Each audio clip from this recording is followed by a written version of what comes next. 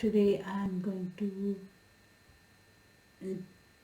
read book The Magic of Thinking Big. So it is written by David J. Schwartz PhD. Contents in this book. What is the content inside the book? That is believe you can succeed and you will. Cure yourself of executives and the failure disease. Number 3, build confidence and destroy fear. How to think big, how to dream creatively. You are what you think you are. Manage your environment. Go first class. Make your attitude your allies. Think right towards people. Get the action habit. How to turn defeat into victory. Use goals to help you grow. How to think like a leader.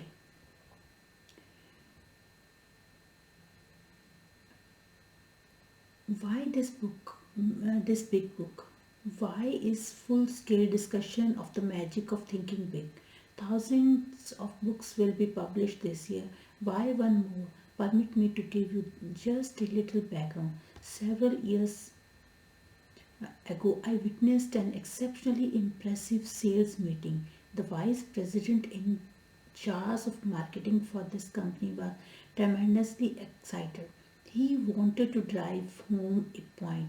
He had with him on the platform the leading representative in the organization, a very ordinary looking fellow who earned in this year just a little under $60,000. The earnings of other representatives averaged $12,000. Executive challenged the group.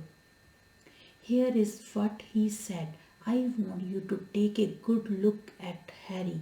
Look at him. Now, what's Harry got that the rest of you haven't? Harry earned 5 times the average, but is Harry 5 times smarter? No, not according to a personal test. I checked. They show he is about average in that department. And did Harry work 5 times harder than you fellows? No, not according to the reports. In fact, he took more time off than most of you. Did Harry have a better territory? Again, I have got to say no. The accounts averaged about the same. Did Harry have more education, better health? Again, no. Harry is about as average as an average guy could be, except for one thing. The difference between Harry and the rest of you, said the vice president. The difference is that the Harry thought 5 times bigger than the executive procedure to show that success is determined not so much by the size of one's brain as it is by the size of one's thinking.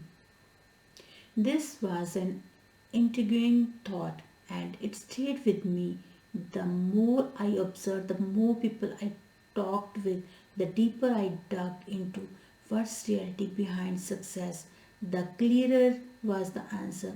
Case history after case history proved that the size of bank accounts, the size of happiness accounts, size of one's general satisfaction account is dependent on the size of one's thinking. There is magic in thinking big. If thinking big accomplishes so much, why doesn't everyone think that way?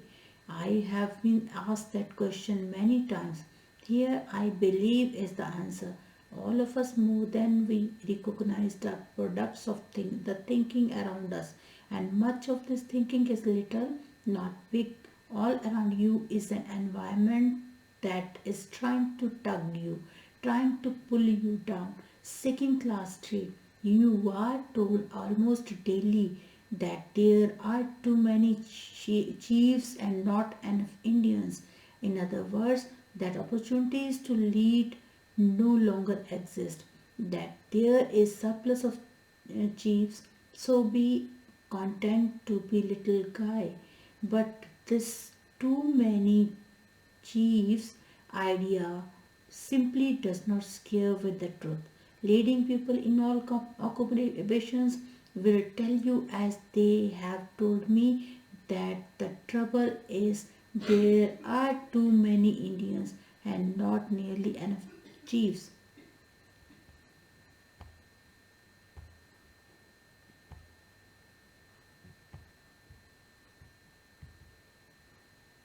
This petty environment says other things too. It tells you whatever will be, that your destiny is outside your control, that fate is in complete control. So forget those dreams, forget that finer home, forget that special college for the children, forget the better life. Be resigned, lie down, wait to die. And who has not heard the statement that success isn't worth the price?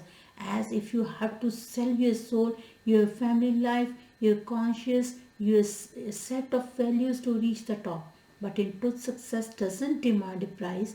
Every step forward pays its dividend. This environment also tells us there is too much competition for top sports in life. But is there? A personal selection executive told me that he receives 50 to 250 times as many applicants for job that pay $10,000 per year as for jobs that pay $50,000 a year. This is to say that there is at least 50 times as much competition for jobs on second class street as for jobs on first class avenue. First Class Avenue, USA is a short, uncrowded street. There are countless vacancies waiting there for people like you who dare to think big. The basic principles and concepts surrounding the magic of thinking big come from the highest pedigree sources, the very finest, biggest thinking minds yet to live on planet Earth. Minds like the prophet David, who wrote, "As one thinketh in his heart, so is he." Minds such as Emerson's, who said, "Great men are those who see that thoughts rule the world."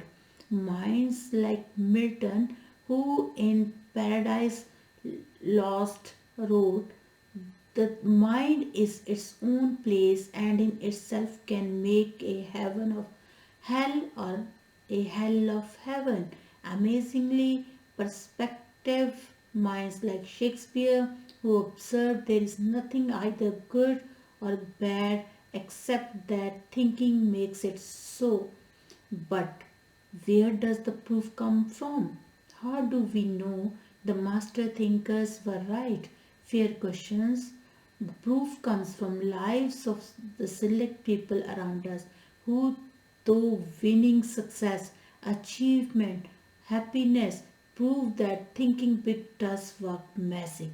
The simple steps we have set down here are not untested theories. They are not one man's guesses and opinions. They are proven approaches to life situations. They are usually applicable steps that work like magic. That you are reading this space proves you are interested in larger success. You want to fulfill your desires. You want to enjoy fine standard of living. You want this life to deliver you all the good things you deserve. Being interested in success is a wonderful quality. You have another admirable quality. The fact that you are holding this book in your hands shows you have the intelligence to look for tools that will help take you where you want to go. In the building anything, automobiles, bridges, missiles, we need tools. Many people in their attempt to build a successful life forget there are tools to help them. You have not forgotten, you have them. Then the two basic qualities needed to realize real profit from this book: a desire for greater success, the intelligence to select a tool to help you realize that desire. Think big, you will live big. You will live big in happiness. You will live big in accomplishment, big income, big in friends, big in respect. And for the promise, start now. Start right now. Discover how to make your thinking make magic for you. Start out with this thought of the great philosopher Disraeli. Life, Disraeli, life is too short to be little. What this book will do for you?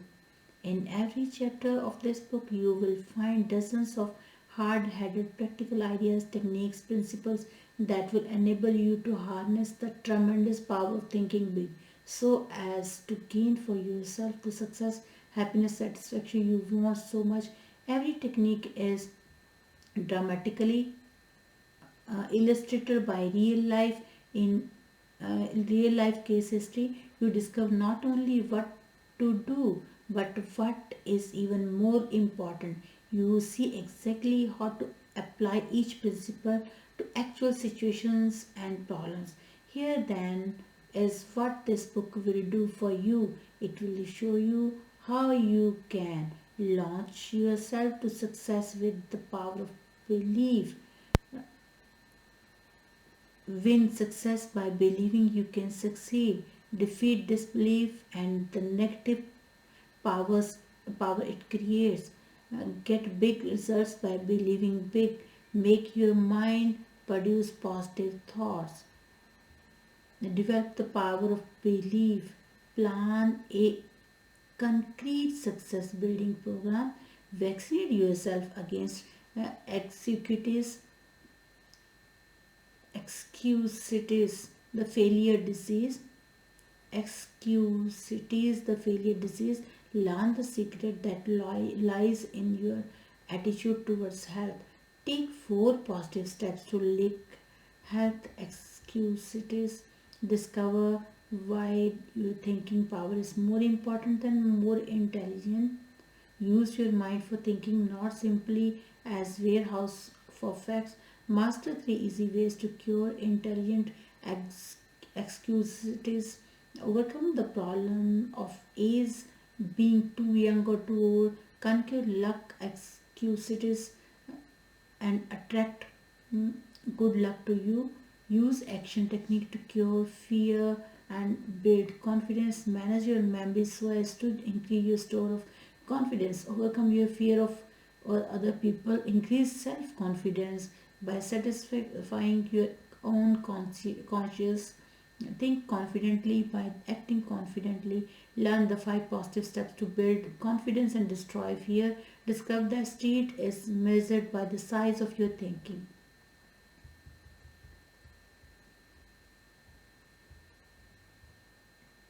Measure your true size and find out what assets you have.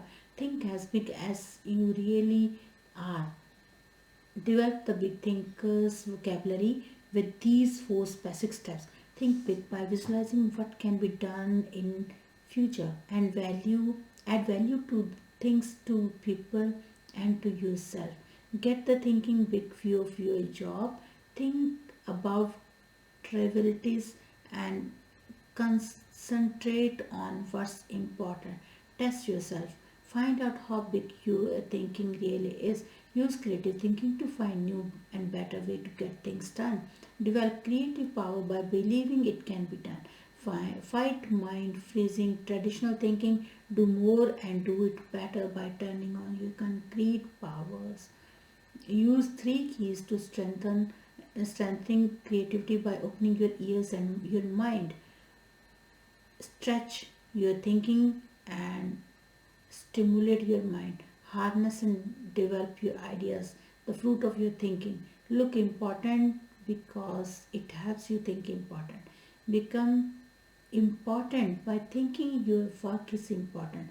Build your own self, sell yourself to yourself commercially. Upgrade your thinking. Think like important people think. Make your environment work for you. Prevent small people from holding you back. Manage your work environment. Get plenty of psychological sunshine during leisure hours. Throw thought poison out of your environment. Go first class in everything you do.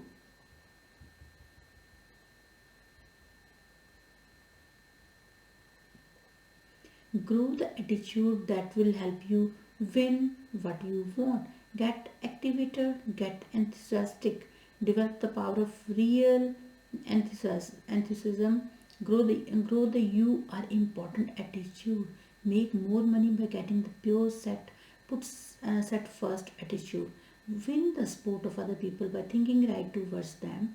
Become more likable by making yourself lighter to lift.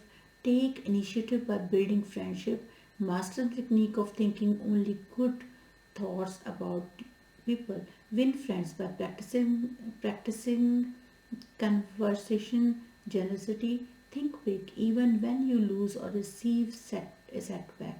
Get the action habit. You don't need to wait until conditions are perfect. Make up your mind to do something about your ideas.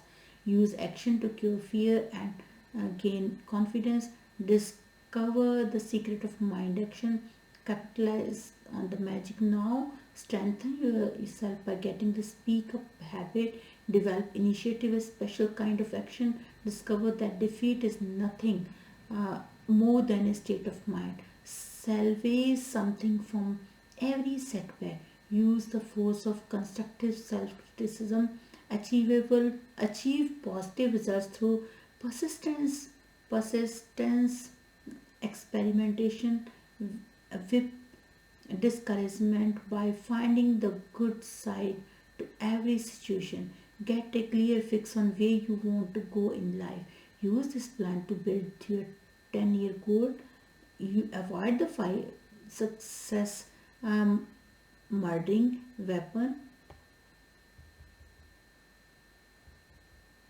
Multiply your energy by setting definite goals. Set goals that will help you get things done and live longer. Accomplish your goals with this day improvement guide. Invest in yourself for future profit. Learn the 4 rules of leadership. Develop your power to trade minds with the people you want to influence. Put the be human approach to work for you. Think progress. Believe in progress. Push for progress. Test yourself to learn whether you are a progressive thinker. Tap your supreme thinking power. Use the magic of thinking big in life. Most crucial situation.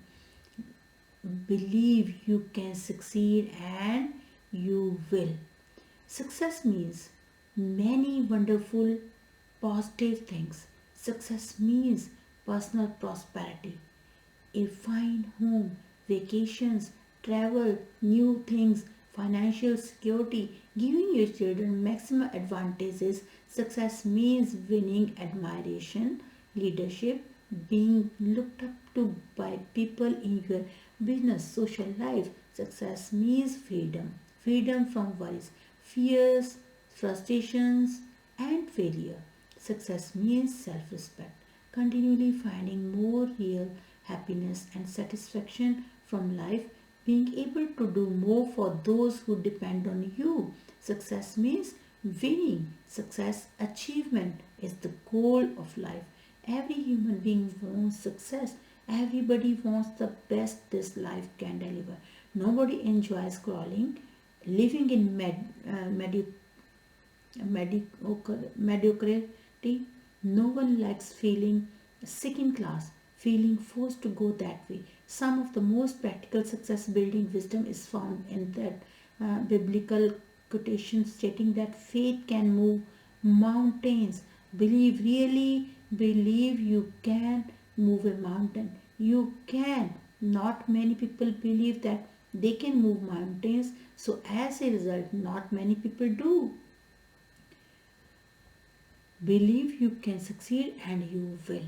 On some occasion, you are probably heard someone say something like, it's nonsense to think you can make a mountain move away just by saying, mountain move away. It's simply impossible. People who think this way have belief confused with the wishful thinking. And true enough, you can't wish away a mountain. You can't wish yourself into an executive suit, nor can you wish yourself into a five bedroom, three bathroom bathhouse or the high income brackets. You can't wish yourself into a position of leadership, but you can move a mountain with belief. You can win success by believing you can succeed. There is nothing magical or mystical about the power of belief.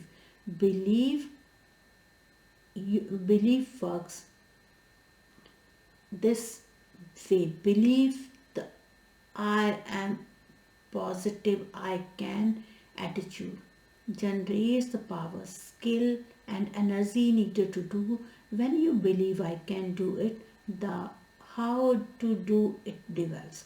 Every day, all over the nation, young people start working in new jobs. Each of them wishes that someday he could enjoy the success that goes with reaching the top. But majority of the young people simply don't have the belief that it takes to reach the top rungs, and they don't reach the top believing it is impossible to climb high. They don't discover the steps that leads to great heights. Their behavior remains that of the average person, but a small number of these young people really believe they will succeed. They approach their work with the I am going to the top attitude, and with substantial belief they reach the top believing they will succeed and that it is not impossible. These folks study and observe the behavior of senior executive. They learn how successful people approach problems and make decisions. They observe the attitude of successful people. The how to do it always comes to the person who believes how he can do it. A young woman I am acquainted with decided 2 years ago that she was going to establish a sales agency to sell mobile homes. She was advised by many that she should not and could not do it. She had less than $3,000 in saving and was advised that the minimum capital investment required was many times that. Look how competitive it is, she was advised, and besides, what practical experience have you had in selling mobile homes, let alone managing a business? Her advisor asked. But this young lady had belief in herself and her ability to succeed. She quickly admitted that she lacked capital, that the business was very competitive, and that she lacked experience.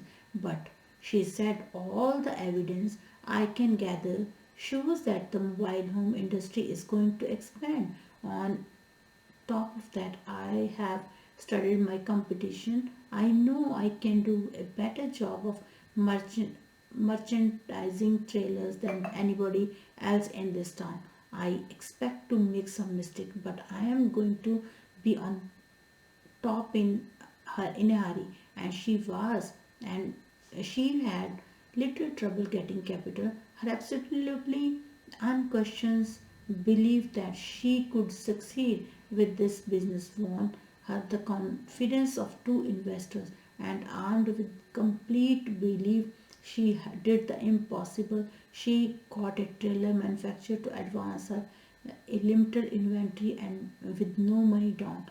Last year she sold over dollar 100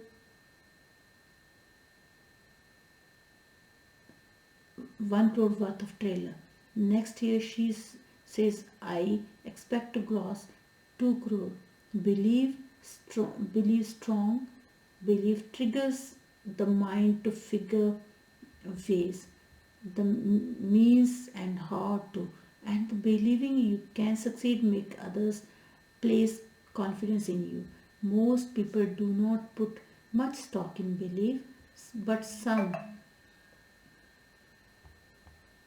but some the residents of successful while USA do. Just a few weeks ago, a friend who is an official with the state highway department in a midwestern state related a mountain moving experience to me last month. My friend began our department sent notices to a number of engineering companies that we were authorized to retain some firm to design 8 bridges as part of our highway building program. The bridges were to be built at a cost of um, $5 The engineering firm selected would get a 4% commission for dollar 2 lakh 2 crore for its design work.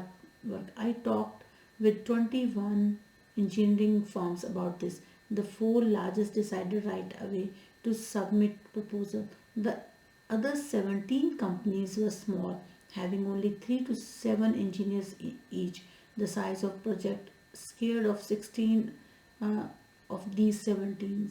They were they went over the project, shook their heads and said, in effect, it's too big for us. I wish I thought we could handle it, but it's no use even trying. But one of these small firm, a company with only 3 engineers, studied the plan and said, we can do it. We will submit a proposal. They did, and they got the job. Those who believe they can move mountains do. Those who believe they uh, can't. Belief triggers the power to do.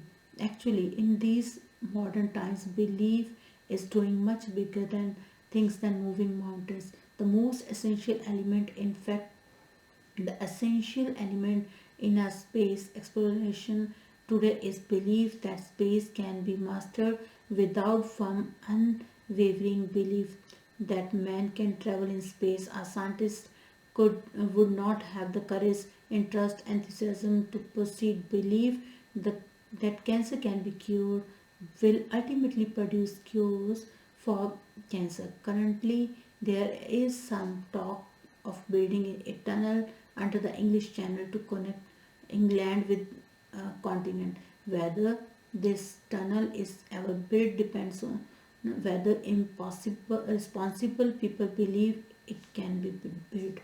Belief is in great results is the driving force. The power behind all great books, plays, scientific discoveries. Belief in success is behind every successful business, church, political organization. Belief in such in success is the one basic, absolutely essential ingredient of successful people.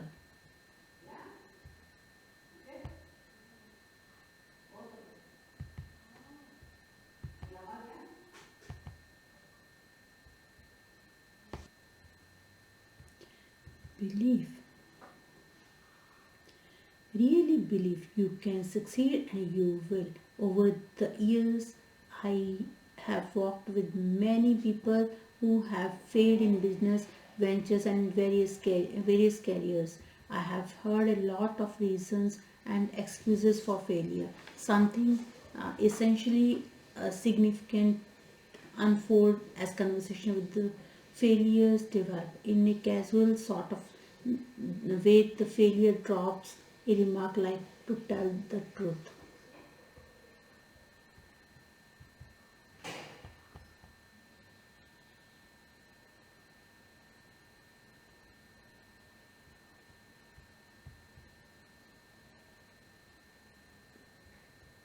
I didn't think it would work. I have I had many I have had my misgiving before I even started out. Or actually, I wasn't too surprised that it didn't work out. The okay, I will give it a try, but I don't think it will work. Attitude produces failure. Disbelief is negative power. When the mind disbelieves or doubts, the mind attacks reasons to support the disbelief. Doubt, disbelief, the subconscious will to fail, the not really wanting to succeed is responsible for most failures. Think doubt and fail. Think victory and succeed. A young fiction writer talked with me recently about her writing ambitions. The name of one of the top writers in her field came up. Oh, she said, Mr. X is a wonderful writer, but of course I can't be nearly as successful as he is. Her attitude disappointed me very much because I know the writer mentioned. He is not super intelligent, nor super perceptive, nor super anything else except super confident. He believes he is among the best, so he act and perform the best.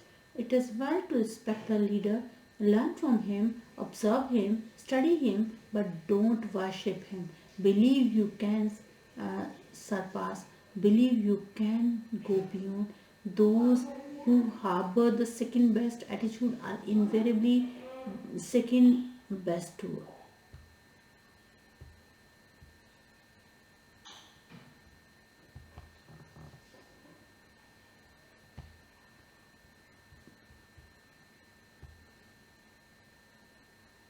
Look at it this way. Belief is the thermostat that regulates what we accomplish in life. Study the fellow who is shuffling down there is mediocrity. He believes that he is worth little, so he is said little. He believes he can't do big things, and he does not. He believes he is unimportant. So everything he does, he has an unimportant mark.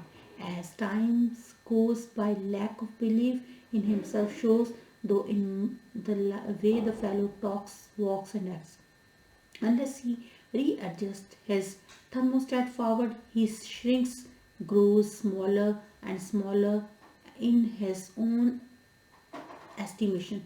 And since others see in us what we see in ourselves, he grows smaller in the estimation of the people around him. Now, look across the way at the person who is advancing forward. He believes he is worth much and he receives much. He believes he can handle big, difficult assignments, and he does everything he does the way he handles himself with the people, his character, his thoughts, his viewpoints. All say he is a professional, he is an important person. A person is the product of his own thoughts. Believe big, adjust your thermostat forward, launch your success offensive with honest, sincere belief that you can succeed. Believe big, grow big. Several years ago, after addressing a group of businessmen in Detroit, I talked with one of the gentlemen who approached me, introduced himself, and said, I really enjoy your talk. Can you spare a few minutes? Had I would like very much to discuss a personal experience with you.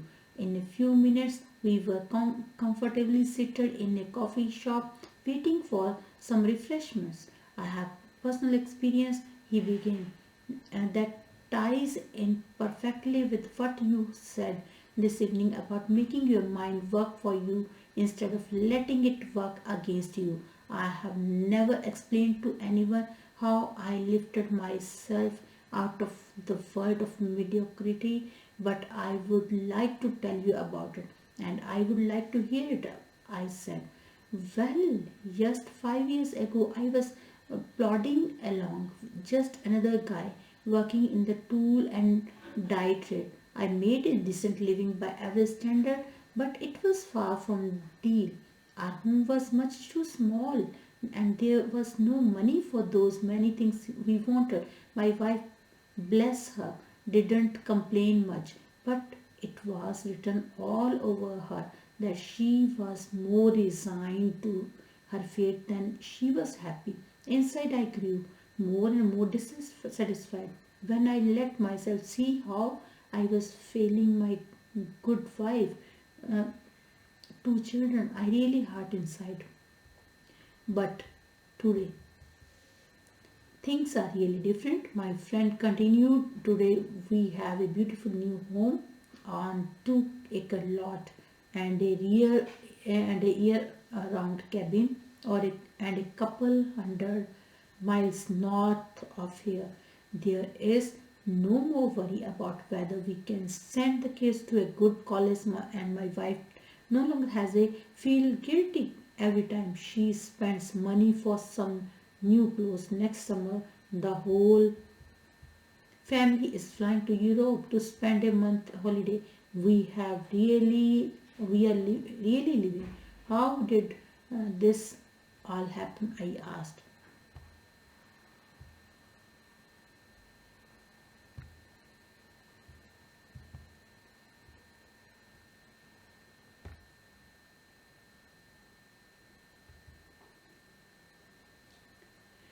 It all happened, he continued, when, to use the phrase you used tonight, I harnessed the power of belief. 5 years ago, I learned about a job with the tool and die company here in Detroit.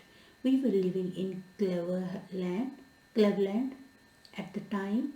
I decided to look into it, hoping I could make a little more money. I got here early on Sunday evening, but the interview was not until Monday. After dinner, I sat down in my hotel room, and for some reason, I got really disgusted with myself. Why? I asked myself, am I just a middle class failure? Why am I trying to get a job that represents such a small step forward? I don't know to this day what prompted me to do it, but I took a sheet of hotel stationery and wrote down the names of 5 people I have known well for several years who had far surpassed me in earning power and job responsibility. Two were former neighbors who had moved away to find super subdivisions. Two others were fellows I had worked for, and the third was a brother in law. Next, again, I don't know what made me to do this. I asked myself, what do my 5 friends have that I don't have?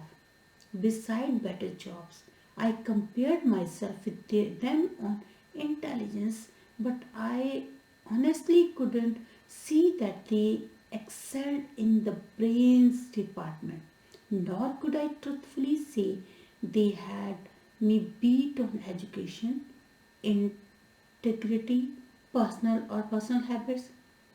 Finally, I got down to another success quality.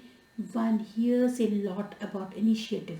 Here I hated to admit it, but I had to. On this point, my record showed I was far below that of my successful friends. It was now about 3 a.m., but my mind was astonishingly clear. I was seeing my weak point for the first time. I discovered that I had held back. I had always carried a little stick. I dug into myself deeper and deeper and found the reason I lacked initiative was because I did not believe inside that I was worth very much. I sat there the rest of night just reviewing how lack of my faith in myself had dominated me ever since I could remember. How I had used my mind to work against myself. I found I had been preaching to myself why I could not get ahead instead of why I could. I had been selling myself short. I found the streak of self depreciation showed through in evening I did. Then I dawned on me that no one else was going to believe in me until I believed in myself. Right then I decided I am through feeling second class. From here on in, I am not going to sell myself short. Next morning, I still had the confidence. During the job interview, I gave my newfound confidence its first test.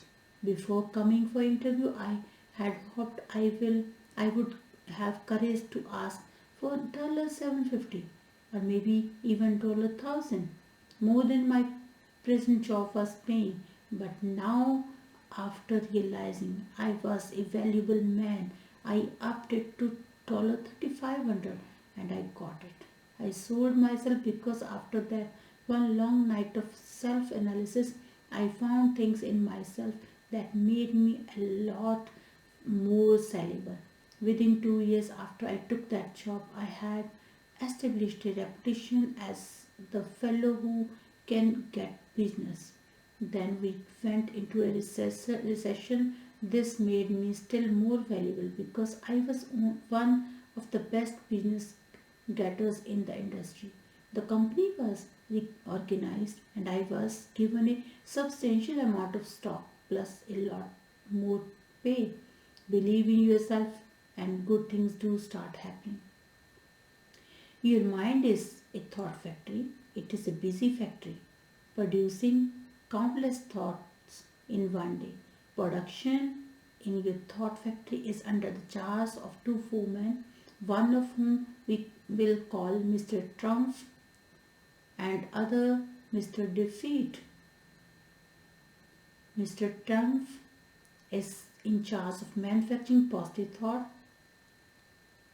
He specializes in producing reasons why you can, why you are qualified, why you will. The other foreman, Mr. Defeat, produces negative, depreciating thoughts. He is your expert in developing reasons why you can't, why you are weak, why you are inadequate.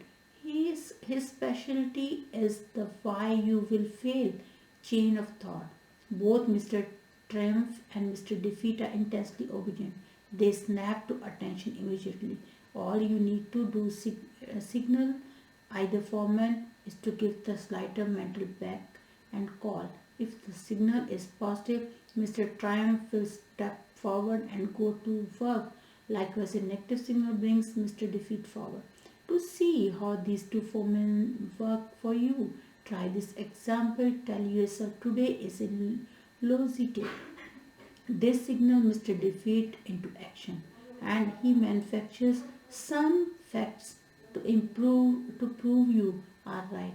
He suggests to you that it is too hot or it's too cold. Business will be bad today. Sales will drop. Other people will be on edge. You may get sick. Your wife will be in a fussy mood. Mr. Defeat is tremendously efficient. In just a few moments, he is got you sold. It is a bad day. Before you know, it's a heck of a bad day.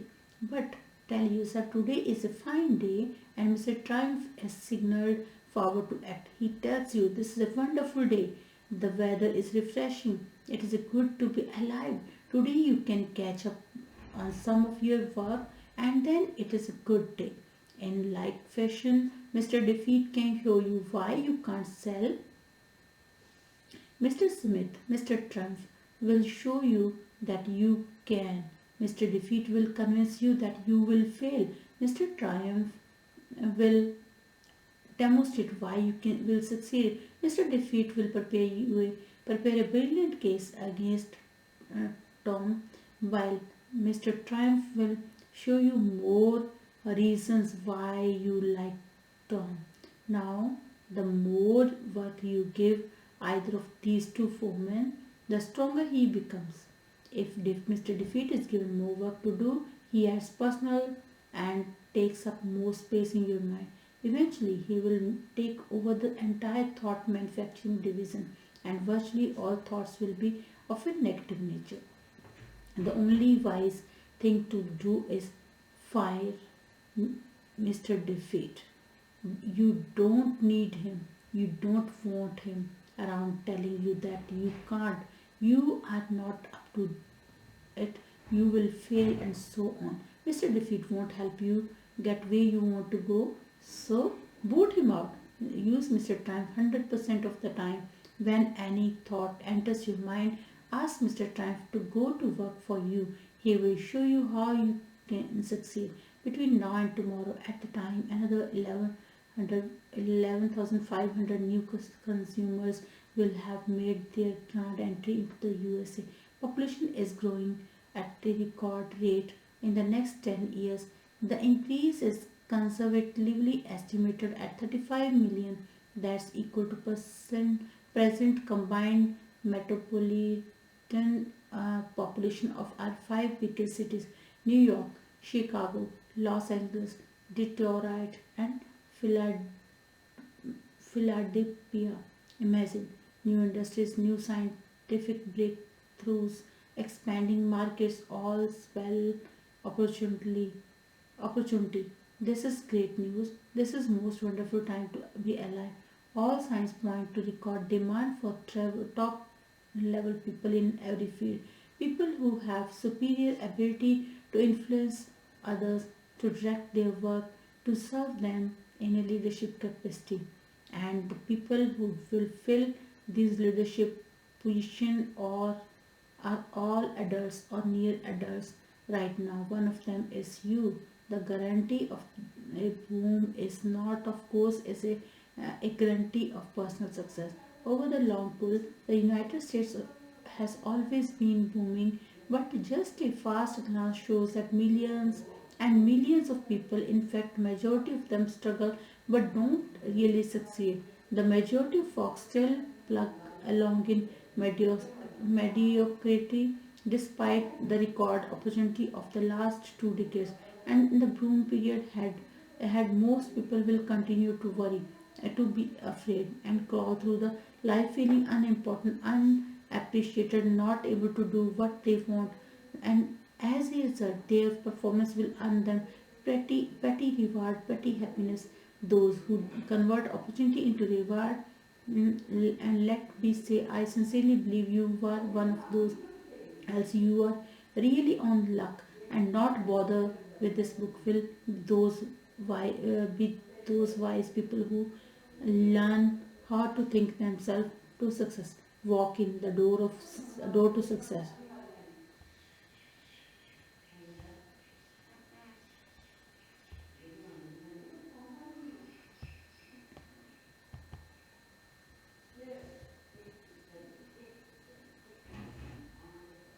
Walk into the walk in the door to success is open, wider than ever before. Put yourself on record now that you are going to join the select group that is getting what it wants from life.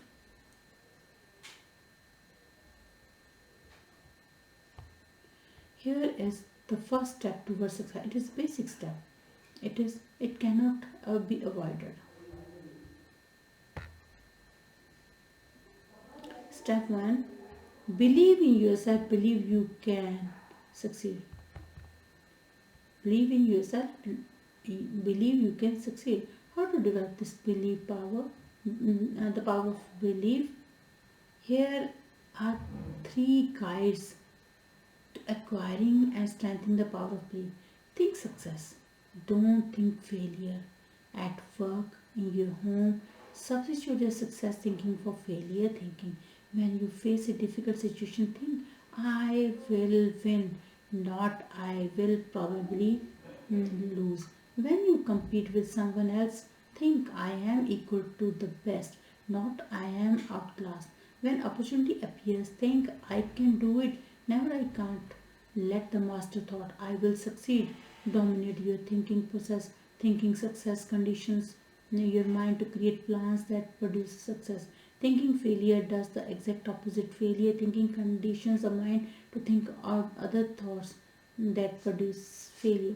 Remind yourself regularly that you are better than you think you are. Successful people are not supermen. Success does not require a super intellect, nor is there anything mystical about success. And the success is not based on luck. Successful people are just ordinary folks who have developed belief in themselves and what they do. Never, never shall sell yourself short. Believe big. The size of your success is determined by the size of your belief.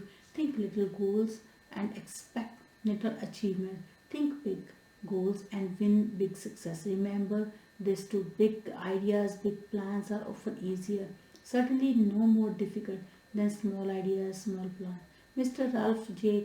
Cordiner, chairman of the board of the General Electric Company, said this to a leadership conference: we need from every man who aspires to leadership for himself and his company for we need from every man who aspires to leadership for himself and his company a determination to undertake a personal program of self-development. Nobody is going to order a man to develop. Whether a man lags behind or moves ahead in his specialty is a matter of our own personal application. This is something which takes time, work, and sacrifice. No, nobody can do it for you. Mr. Cordiner's advice is sound and practical. Live it. Persons who reach the top rungs in business management, selling, engineering, religious work, writing, acting, and in every other pursuit get there by following consciously and continuously a plan for self-development and growth. Any training program that is exactly what this book is must do three things. It must provide content and what to do. Second, it must supply a method and how to do.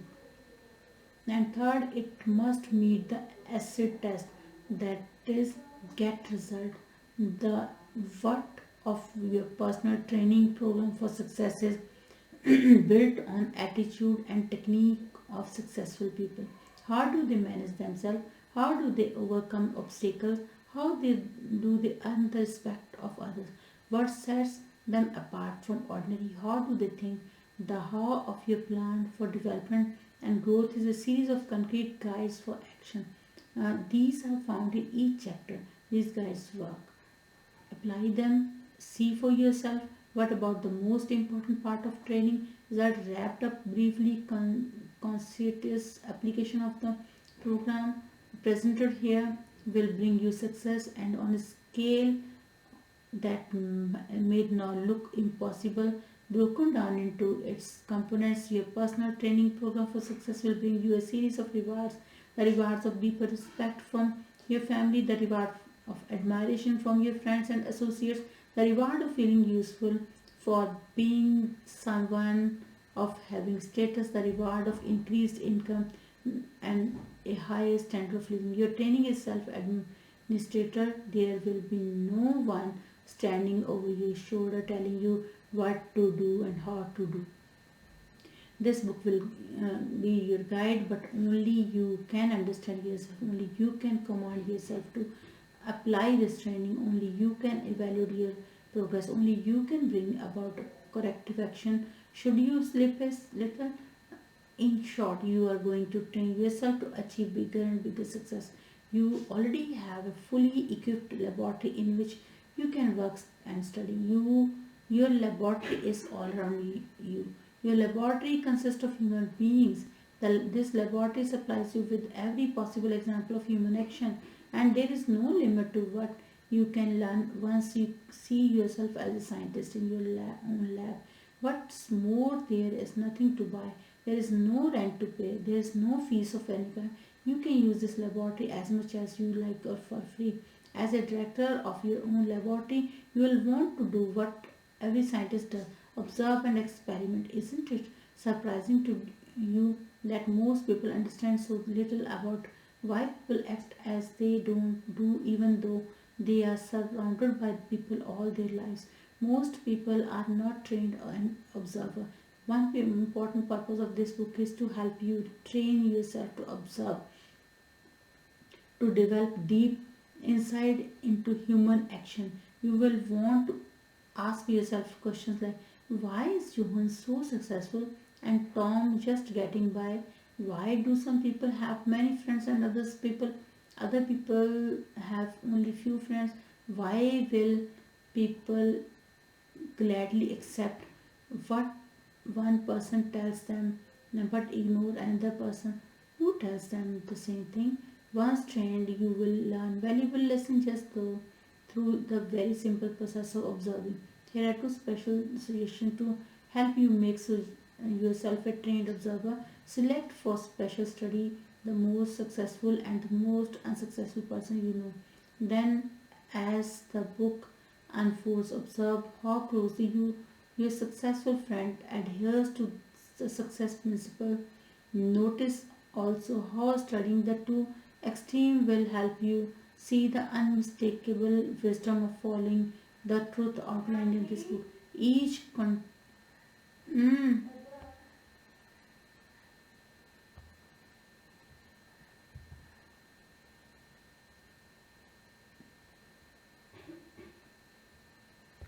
in wide variety of forms, but the worst types of this disease are health excusities, intelligence excusities, excusities,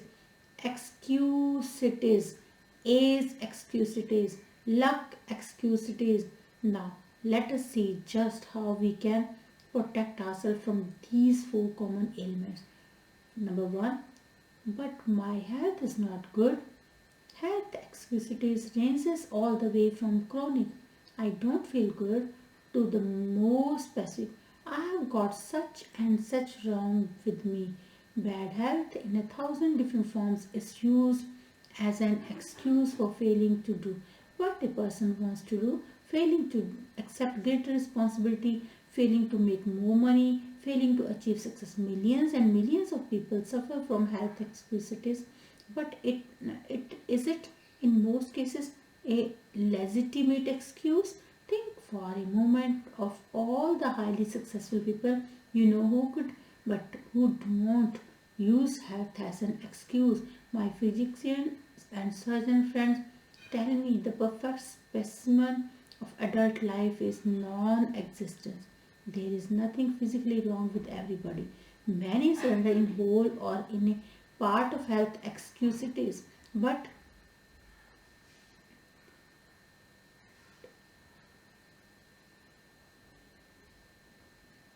success thinking people don't. Two experiences happened to me in one afternoon that illustrate the correct and incorrect attitude towards health. I had just finished a talk in Cleveland. Afterward, one fellow about 30 asked me speak to me privately for a few minutes. He complimented me on the meeting but then said, I am afraid your ideas can't do me much good. You see, he continued, I have got a bad heart. I have got to hold myself in check. He went on to explain that he had seen four doctors, but they could not find his trouble. He asked me what I would suggest he do. Well, I said, I know nothing about the heart, but as one layman to another, here are three things would do. I would do. First, I would visit the finest heart specialist I could find and accept his diagnosis as final. You have already checked with four doctors and none of them has found anything peculiar with your heart. Let the fifth doctor be your final check. It may very well be you have got a perfectly sound heart, but if you keep on worrying about it, eventually you may have a very serious heart ailment. Looking and looking and looking for an illness often actually produces illness. Second thing I would recommend is that you read Dr. Schindler's great book, How to Live 365 Days a Year. Dr. Schindler shows in this book that 3 out of every 4 hospital beds are occupied by people who have emotionally induced illness. Imagine 3 out of 4 people who are sick right now would be well if they had learned how to handle their emotions. Read Dr. Schindler's book.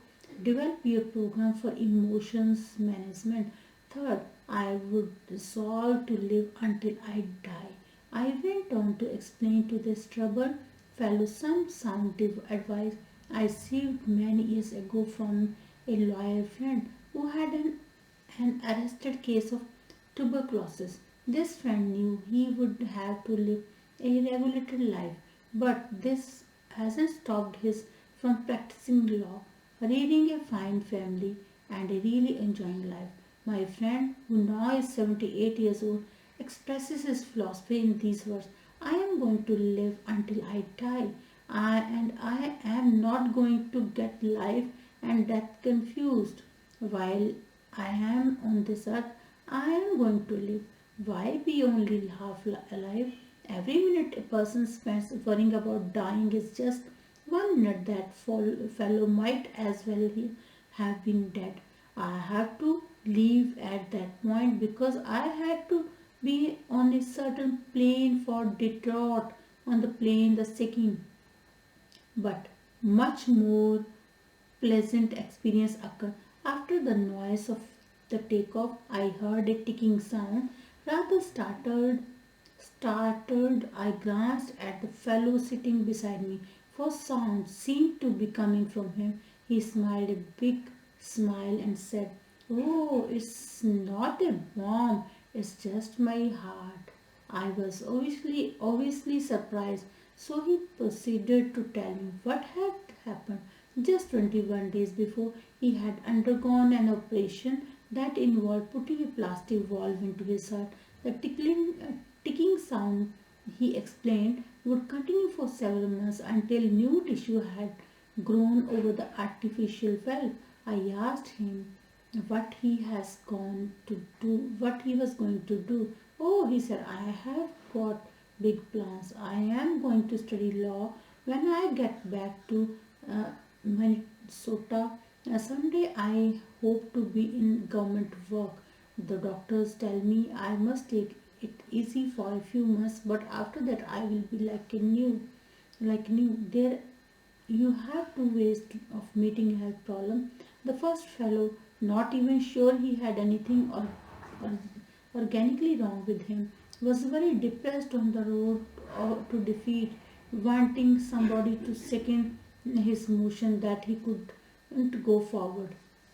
The second individual, after undergoing one of the most difficult operation, was optimistic, eager to do something. The difference lay in how they thought towards health. I have I had some very direct experience with health excusities. I am a diabetic.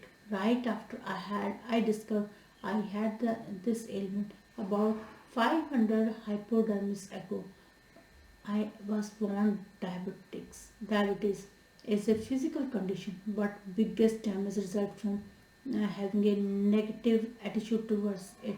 Worry about it, and you may have real trouble. Naturally, since the discovery of my own diabetes, I have got uh, I have gotten to know a great many other diabetics. Let me tell you about two extremes.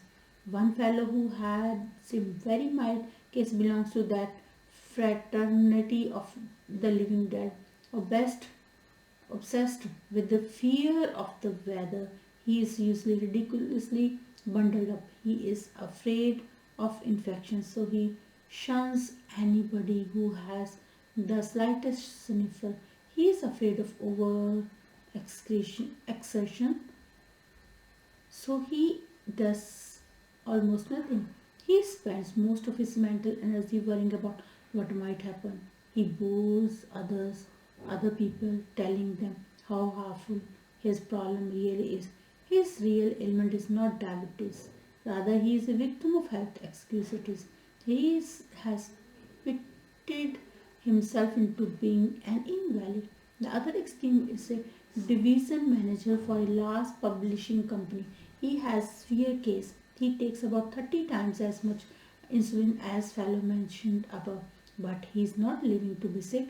He is living to enjoy his work and have fun. One day he said to me, Sure, it is an inconvenience, but so is shaving. But I am not going to shrink myself to bed.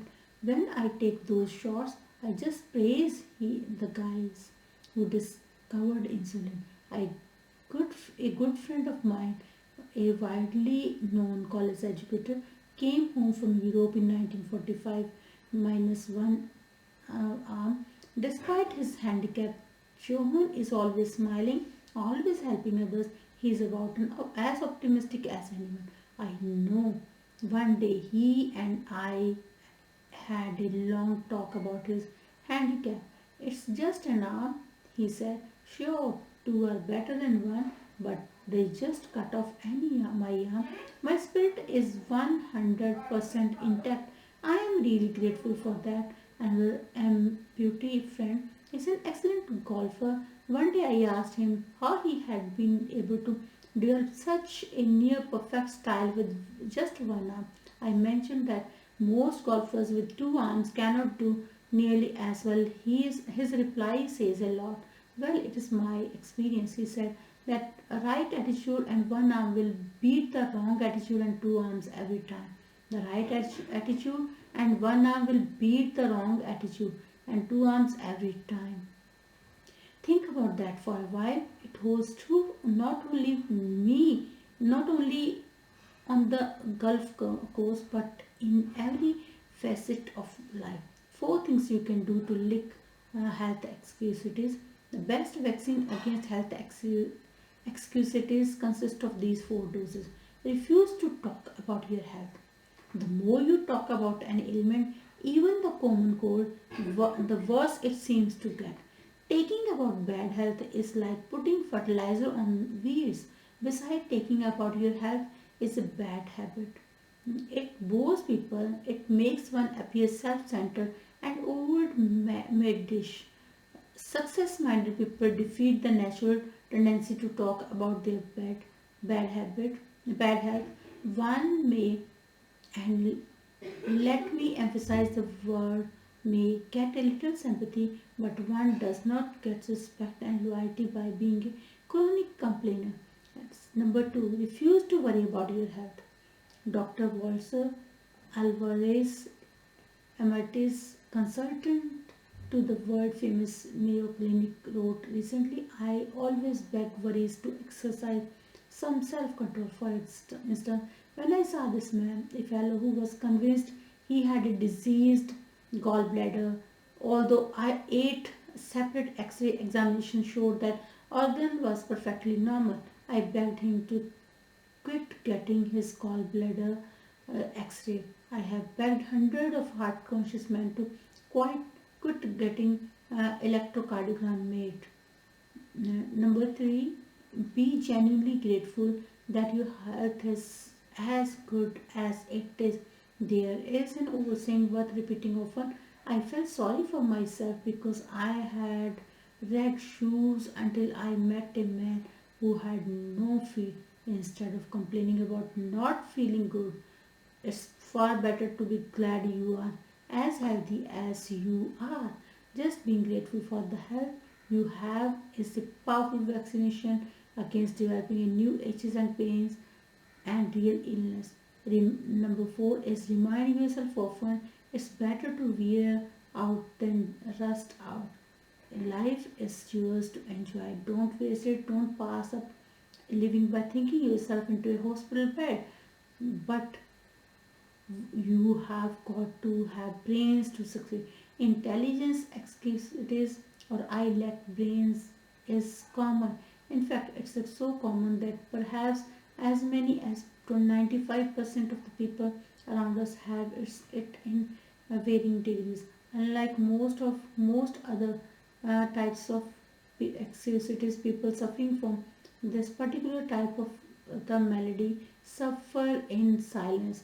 Not many people will admit openly that they think they lack adequate intelligence. Rather, they feel it deep down inside. Most of us make two basic errors with respect to the intelligence. We underestimate our own brain power. We overestimate the other fellow's brain power. Because of these errors, many people sell themselves short. They fail to tackle challenging situation because it takes a brain. But along comes the fellow who is not concerned about intelligence and he gets the job. What really matters is not how much intelligence you have, but how you use what you do have. The thinking that guides your intelligence is much more important than the quantity of your brain power. Let me repeat, for this is virtually important. The thinking that guides your intelligence is much more important than how much intelligence you may have. In answering the question, should your child be scientist? Dr. Edward Teller, one of the nation's foremost physicists, said, a child does not need a lightning fast mind to be a scientist, nor does he need a miraculous memory, nor is it necessary that he get very high grades in school. The only point that counts is that the child have a high degree of interest in science.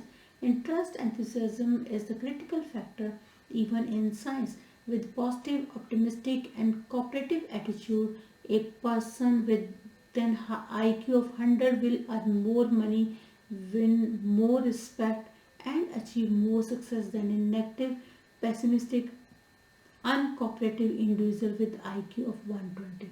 Just enough sense to stick with something, a core task project until it is completed pays off much better than idle intelligence, even if idle intelligence be of genius caliber.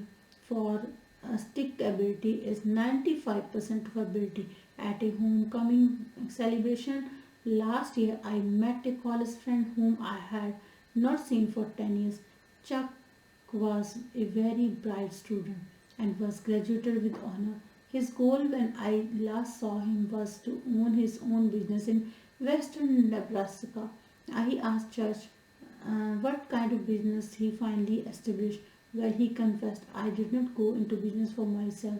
I wouldn't have said this to anyone 5 years ago or even 1 year ago, but now I am ready to talk about it.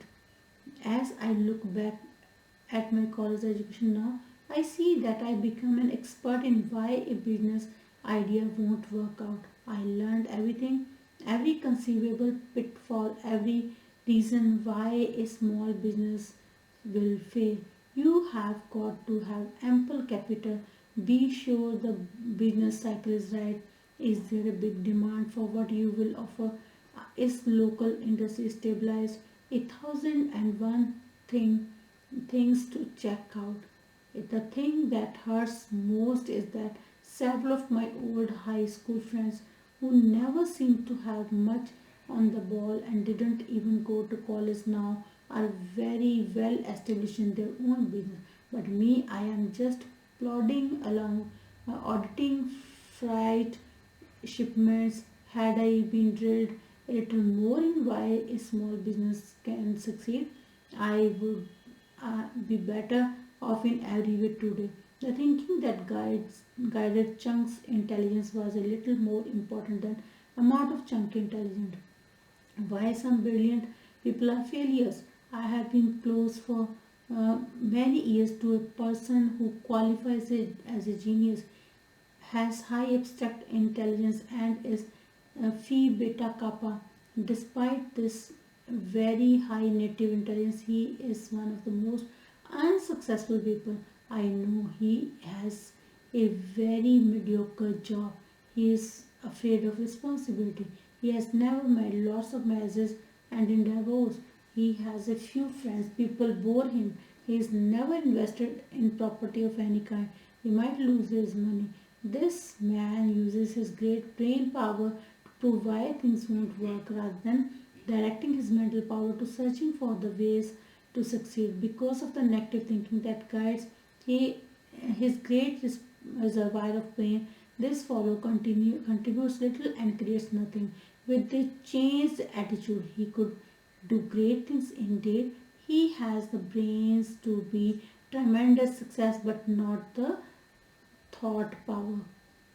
Another person I know well was inducted into the army shortly after earning the PhD degree from a leading New York university. How did he spend his 3 years in the army? Not as an officer, not as a staff specialist, Instead, for 3 years he drove a truck. Why? Because he was filled with negative attitude towards fellow soldiers. I am superior to them.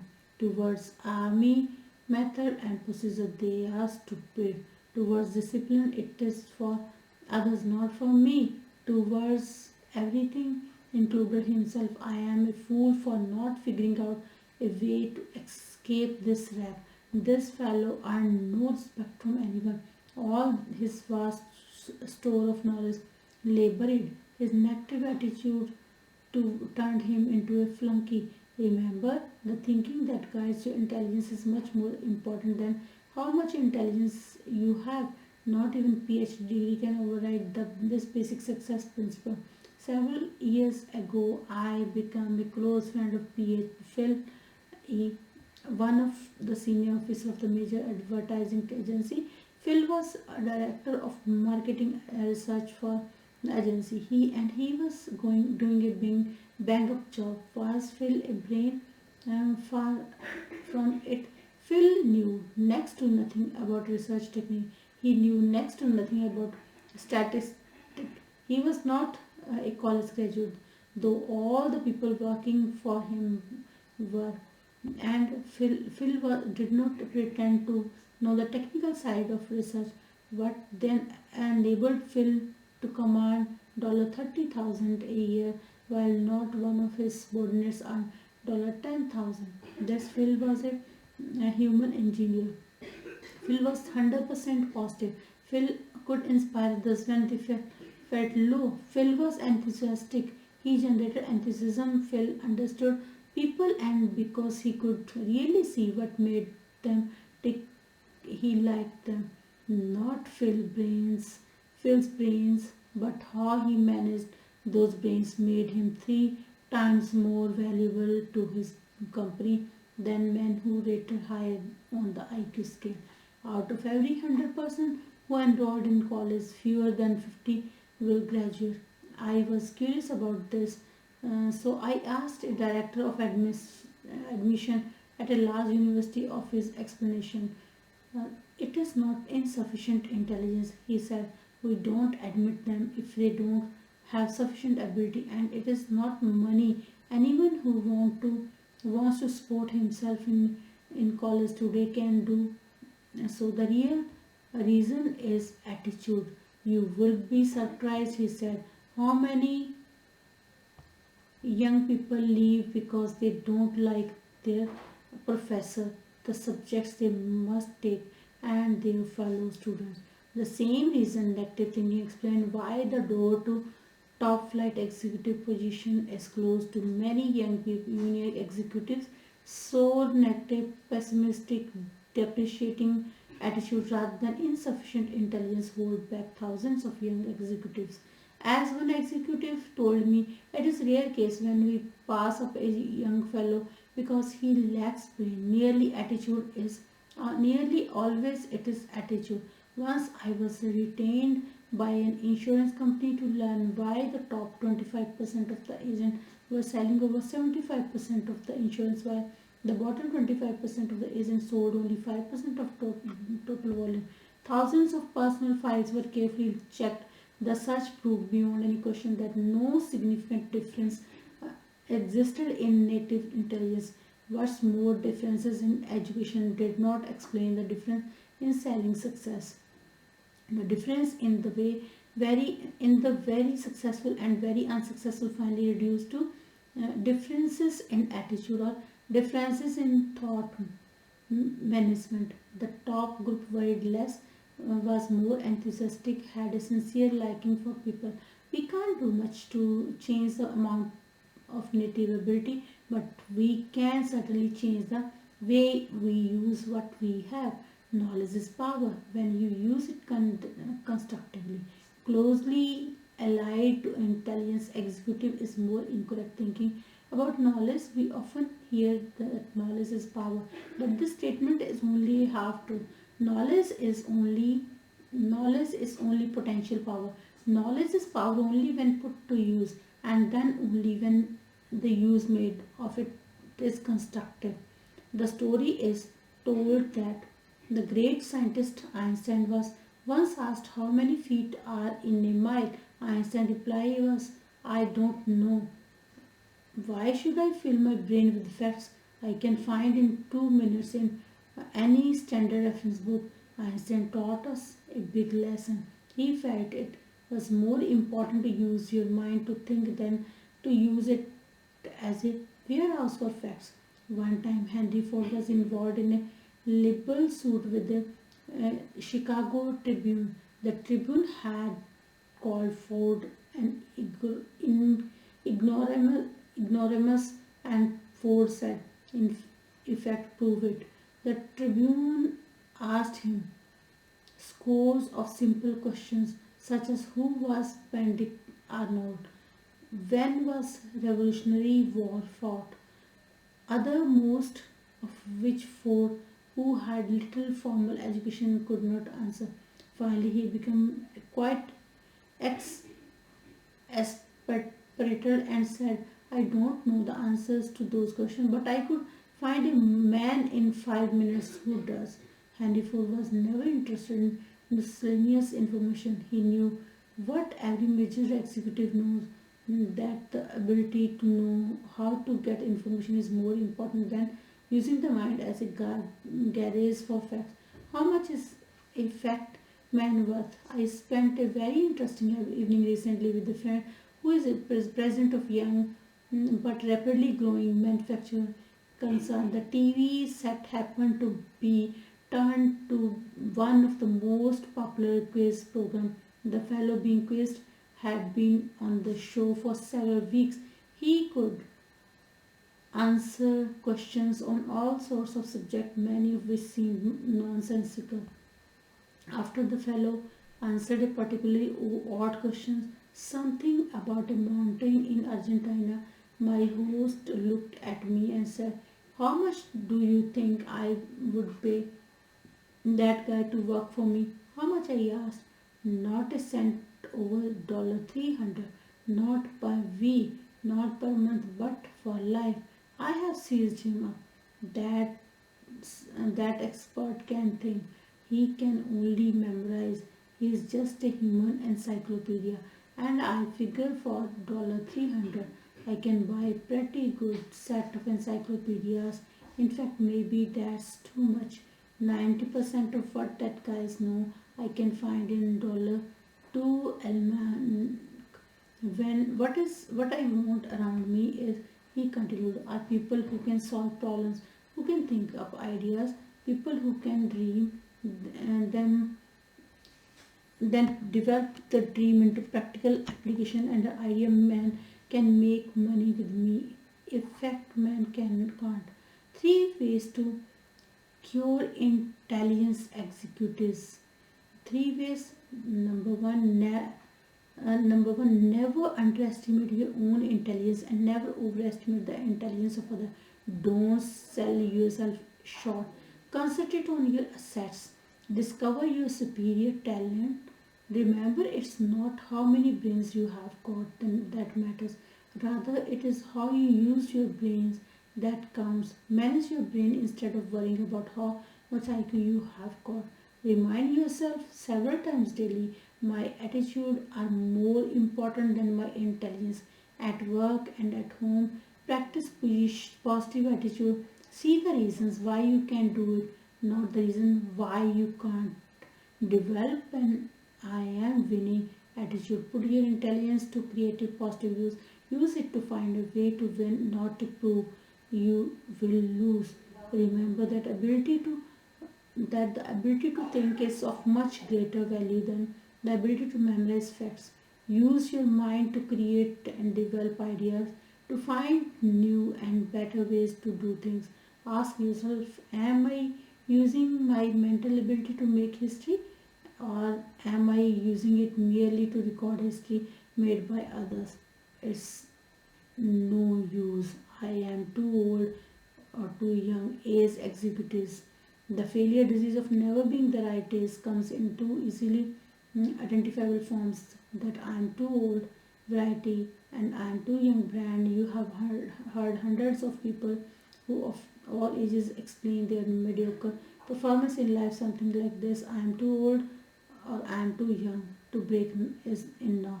I can't do what I want to do, or I am capable of doing because of my age handicap. Really, it is surprising how few people feel they are just right age wise, and it is unfortunate this excuse has closed the door of real opportunity to thousands of individuals. They think their age is wrong, so they don't even bother to try. Then the I am told variety is the most common forms of say age excusitis. This disease is spread in subtle way. The TV fiction is produced about the big excusitis who lost his job because of merger and can't find another because he is too old. Mr. Executive looks for months to find another job, but he can't. And in the end, after contemplating suicide for a while, he decided to rationalize that it's nice to be on the shelf. Plays and magazines article on the topic why you are washed up at 40 are popular not because they represent true facts but because they appeal to many world mind looking for an excuse. How to handle age excuses? Age excuses can be cured. A few years ago, while I was conducting a sales training program, I discovered a good serum that both cures this disease and vaccinates you so you won't get it in the first place. In that training program, there was a trainee named Cecil, who was 40, wanted to shift over to set himself up as a manufacturer representative, but he thought he was too old. After all, he explained, I would have to start from scratch and I am too old for that now. I am 40. I talked with Cecil several times about his old age problem. I used the old medicine. You are only an old as you feel, but I found I was getting nowhere.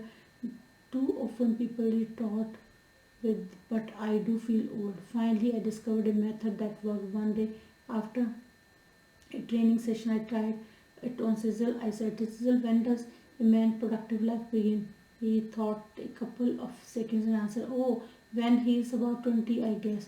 Okay, I said, now, when does a man's productive life end? Sizzle answered, well, if he stays in good shape and likes his work, I guess a man is still pretty useful when he is 70 or so. All right, I said, a lot of folks are highly productive after they reach 70, but let's agree with what you have just said. A man's productive years stretch from 20 to 70. That's 50 years in between. A half century sizzle, I said, you are 40. How many years of productive life have you spent? 20, he answered. And how many have you left?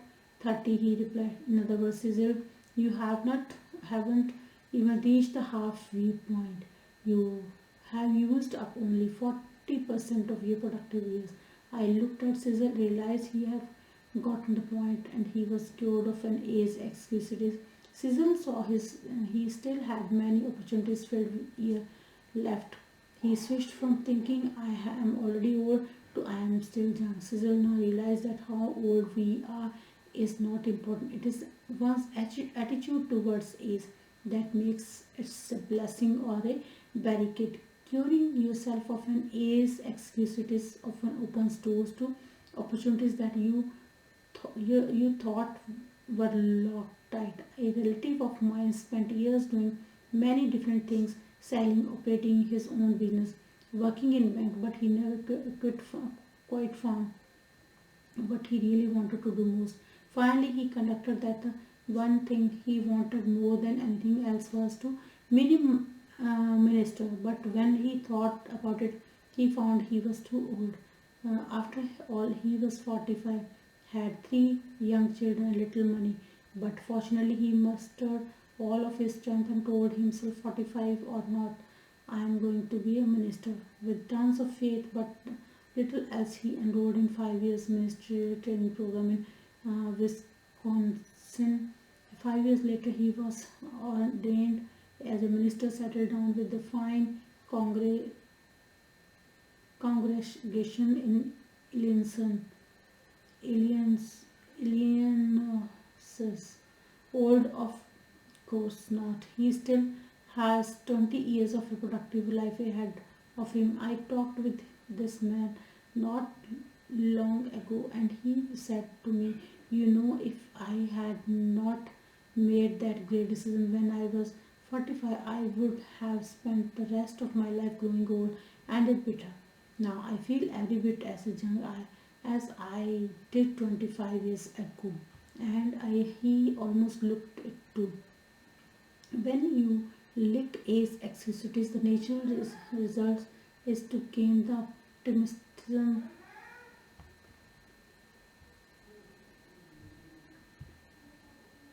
about the people begin to talk about his own experience with it. I have never heard it called that before, he said, but it is one of the most difficult problems every sales executive has to wrestle with. Just yesterday, a perfect example of what you you are talking about happened in my company. One of the salesmen walked in about 4 o'clock with the dollar 112,000 order for machine tools. And the salesman whose volume is so low he is a problem was in the office at the time. Hearing Johannes tell the good news, he rather enviously congratulates him and then said, well, Johan, you are lucky again. Now, what the weak salesman won't accept is that luck had nothing to do with Johan's big order. Johan had been working on that customers for months. He had talked repeatedly to a half dozen people out there. Johan had stayed up nights figuring out exactly what was the best for them. Then he got our engineers to make preliminary designs of the equipment. Johan was not lucky unless you can call carefully planned work and patiently executed plans luck. Suppose luck were used to reorganize General Motors. If luck determined who does what and who goes where, every business in the nation would fall apart. Assume for a moment that General Motors were to be completely reorganized on the basis of luck. To carry out the reorganization, the names of all employees would be placed in a barrel. The first name drawn would be president, the second name executive vice president, and so on down the line. Sounds stupid, doesn't it? Well, that's how luck would work. People who rise to the top in any occupation, business management, selling, law, engineering, acting, or what have you, get there because they have superior attitude and use their good sense in applied hard work. Conquer luck executives in two ways. Accept the law of cause and effect. Take a second look at what appears to be someone's good luck. You will find that not luck but preparation, planning, and success producing thinking preceded his good fortune. Take a second look at what appears to be someone's bad luck. Look, you will discover certain specific reason Mr. Success receives a setback, he learns and profits. But when Mr. Mediocre loses, he fails to learn. Don't be wishful thinker. Don't waste your mental muscles dreaming of an effortless way to win success. Don't become successful simply through luck. Success comes from doing those things and mastering those principles that produce success. Don't count on luck for promotions, victories, and the good things in life. Luck simply is not designed to deliver these good things. Instead, just concentrate on developing those qualities in yourself that will make you winner.